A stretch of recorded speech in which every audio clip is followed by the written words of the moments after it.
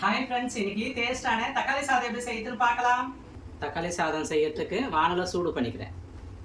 தேவையான அளவுக்கு எண்ணெய் சேர்த்துக்கிறேன், கடுகு சேர்த்துக்கிறேன், வரமிளகாய், உரிச்ச பூண்டு பொடி சேர்த்துக்கிறேன், இஞ்சி சேர்த்துக்கிறேன், கடலைப்பருப்பு கொஞ்சம் சேர்த்துக்கிறேன், உளுத்தம் பருப்பு கொஞ்சம் சேர்த்துக்கிறேன், கொத்து கறிவேப்பிலை சேர்த்துக்கிறேன்.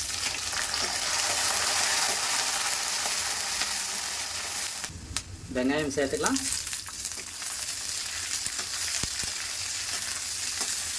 காரத்துக்கு தேவையான பச்சை மிளகாய் சேர்த்துக்கிறேன்.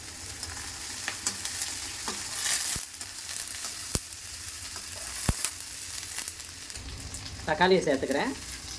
தேவையான அளவுக்கு சால்ட்டு சேர்த்துக்கிறேன்.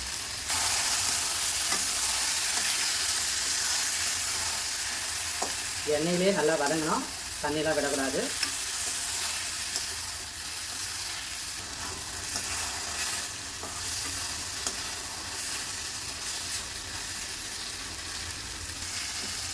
தக்காளி வெங்காயம் நல்லா வதங்கி எண்ணெய் பிரிஞ்சு வந்துருக்கு. இந்த டைமில் ஸ்டவ் ஆஃப் பண்ணி சாதத்தில் எப்படி கலக்கிறதெல்லாம் பார்க்கலாம்.